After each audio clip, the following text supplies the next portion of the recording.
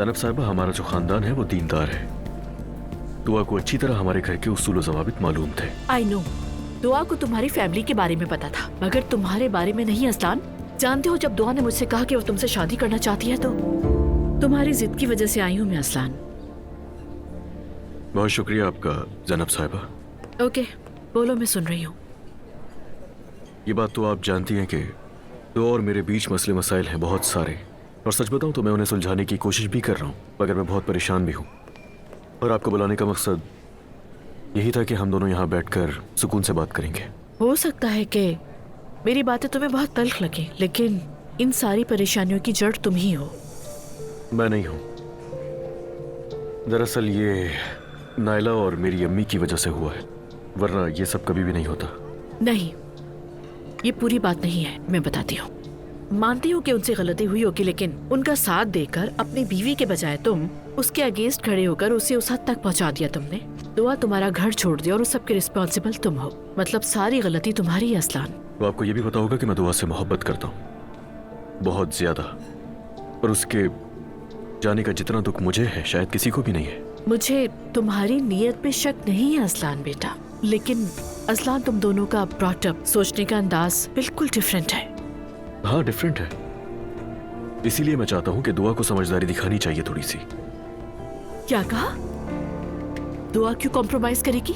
देखा जाए अगर तो दुआ तो पहले ही बहुत कुछ बर्दाश्त कर चुकी है, तुम भी तो कुछ बर्दाश्त करो।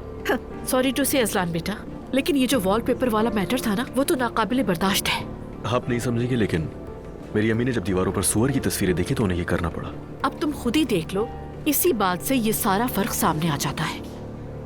ना मैं समझती हूँ और ना ही मेरी बेटी। तुम लोग जिस बात को मसला समझते हो, हमारे यहाँ वो मसला ही नहीं। आई एम सो सॉरी, लेकिन तुम्हारी फैमिली हर छोटी सी बात को इतना बड़ा बना के एग्जैजरेट कर देती। क्या मतलब आप? मेरी बेटी का यूनिवर्सिटी जाना इशू, घर में कुत्ता लाना इशू, बच्चों के कमरे की डेकोरेशन भी इशू।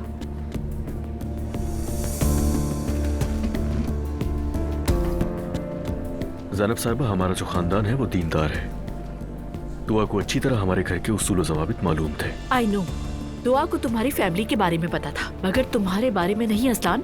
जानते हो, जब दुआ ने मुझसे कहा कि वो तुमसे शादी करना चाहती है तो तभी मैं इस रिश्ते के खिलाफ हो गई थी। वो इसलिए कि मुझे सब मालूम था कि आगे यही सब कुछ होने वाला है और मेरी बेटी ये सब बर्दाश्त नहीं कर सकेगी। सॉरी असलान, सेब हमेशा दरख्त के नीचे गिरता है और ये कभी गलत साबित नहीं हुआ। आप शुरू दिन से ही इस रिश्ते के खिलाफ थीं। मुझे पसंद नहीं करती थी, बल्कि नफरत करती थी। मुझे ये बात अच्छी तरह मालूम है। नहीं, तुम फिर बात को नहीं समझ रहे। ये मोहब्बत या नफरत का मामला नहीं है असलान। मुझे वो सोच ही पसंद नहीं। मुझे ये यकीन था कि मेरी बेटी ऐसे माहौल में एडजस्ट नहीं कर सकेगी, और फिर वही हुआ जिसका मुझे डर था। आसान करते हैं, यानी आप दुआ को घर भेजना ही नहीं चाहती। अगर मुझे लगता कि वो जगह मेरी बेटी का घर है तो जरूर कहती। आई मीन, घर वो होता है जहाँ इंसान को सुकून मिले असलान, ना कि जहाँ उसकी आजादी छीन ली जाए। और अगर तुम दोनों एक जैसी सोच पे नहीं पहुंच सकते ना, तो फिर उसके बाद तो मेरे पास भी कहने को कुछ नहीं बचा। ठीक है।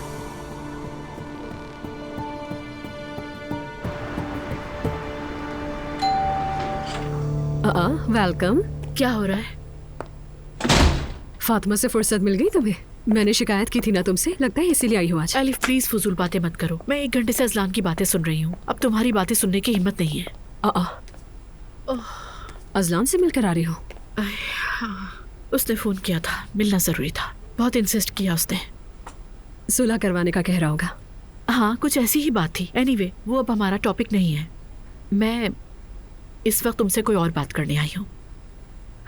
ज़ैनब असलान का चेहरा फिर से किसी अदालत के फैसले की तरह सख्त हो गया है। ये मजाक है तुम्हारे लिए? ठीक है ठीक है, मजाक नहीं कर रही हूँ मैं, संजीदा हूँ बिल्कुल। अब बोलो तुम। एलिफ जान। हाँ, अगर जुमला जान से शुरू हो रहा है तो आखिर में यकीनन कोई नसीहत वाली बात होगी। खैर बोलो। अच्छा, आज सुबह जब मैं घर से निकल रही थी तो मरियम साहिबा आई थी। ठीक है, फिर कोई मुसीबत ले आई होगी। क्या हुआ फिर? उनके किसी जानने वाले ने तुम्हें उमर के साथ अकेले किसी रेस्टोरेंट में दिखा है। आई मीन, अब पता नहीं किसने देखा है तुम दोनों को, और उसने तुम्हें उसकी गर्लफ्रेंड समझ लिया। क्या? देखो ये लोग तब हाथ पार करते जा रहे हैं, मैं बता रही हूँ तुम्हें। झूठ बोलने की भी कोई हद होती है। और ये मरियम तो बिल्कुल ही काबू से बाहर होती जा रही है, कसम से। ओके एलिफ मेरी जान, रिलैक्स हो जाओ, बात मुकम्मल करने दो मुझे। मैं रिलैक्स कैसे हो सकती हूँ? इस औरत को सिर्फ मुझे से मसला है, हाथ धोकर मेरे पीछे पड़ गई है ये। ओके मालूम है मुझे, लेकिन मैंने अपने हिसाब से उस वक्त उसे जवाब दे दिया और हमेशा की तरह सामने बैठ के शर्मिंदा हो गई वो। एक्चुअली मैं ये सब तुम्हें नहीं भी बताती, लेकिन उमर की बीवी अजीब औरत है, ज़हनी तौर पर बिल्कुल ठीक नहीं लगती वो मुझे। कल को तुम्हारे ऑफिस आके कोई हंगामा कर दिया उसने, तो सोचा तुम्हें पहले ही बता दूं। उमर की डाइवोर्स नहीं हुई अभी तक? हाँ I think so, divorce in process है, मगर इस वक्त वो टॉपिक नहीं है हमारा। यार कसम से उमर की पागल बीवी की ही कमी रह गई थी बस मेरी जिंदगी में। एक बात बताऊं मैं तुम्हें, ये उनाल खानदान के मर्द औरतों को पागल कर देते हैं। वो मरियम भी तो पागल है और देखने में बेचारी बनी फिरती है, मगर असल में तो इससे ज्यादा कोई चालाक ही नहीं है। चालाकी का अवार्ड मिलना चाहिए उसे। एलिफ फॉर गॉड सेक मेरी बात सुनो, मैं अब मजीद इन बातों का प्रेशर नहीं ले सकती, बिल्कुल भी नहीं। एलिफ प्लीज रिक्वेस्ट करती हूँ तुमसे। हाँ मैं जानती हूँ उन्होंने हद पार की है, लेकिन तुम इसका इशू नहीं बनाना, ठीक है? आज उमर से मेरी बात हुई है, उसने भी अपने भाई से बात की, सारा मैटर उसे भी वहीं से पता चला। अब्दुल्ला साहब और उनके घर में से किसी से भी उस बारे में कोई बात नहीं होगी, समझ गई ना तुम? लेकिन उमर ने आज मुझे कॉल की थी, तब क्यों नहीं कहा उसने कुछ? क्यों कॉल की थी? वो जो उसका हैंडसम सा वकील दोस्त है ना, जान नाम का, उसी से मिलवाना चाह रहा था, इसीलिए कॉल की थी उसने।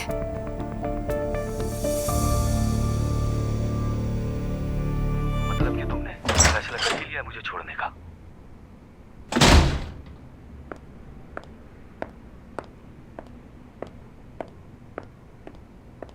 बेटा तुम्हारी बात हो गई क्या? जान निकली जा रही थी परेशानी में। ये दोनों कहाँ हैं? वो दोनों अपने कमरों में हैं।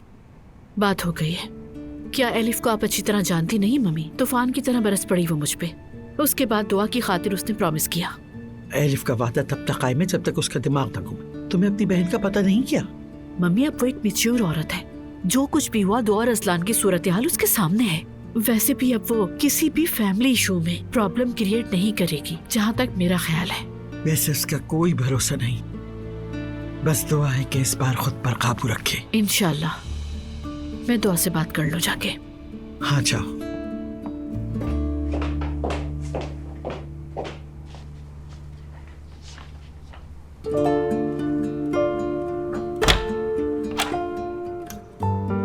Are you all right?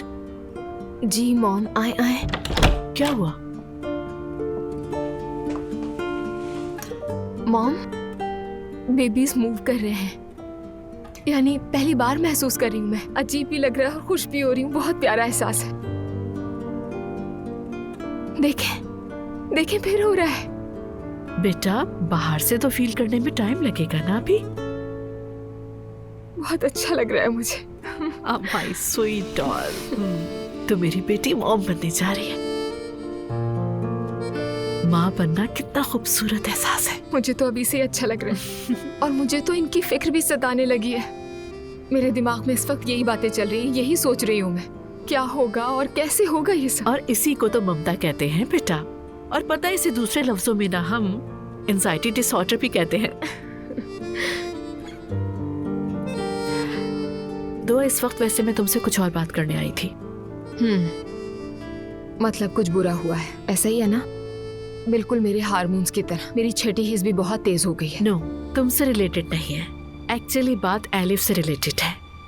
Please सुनने के बाद रिलैक्स रहना। ठीक है, सुन रही हूँ, बोले।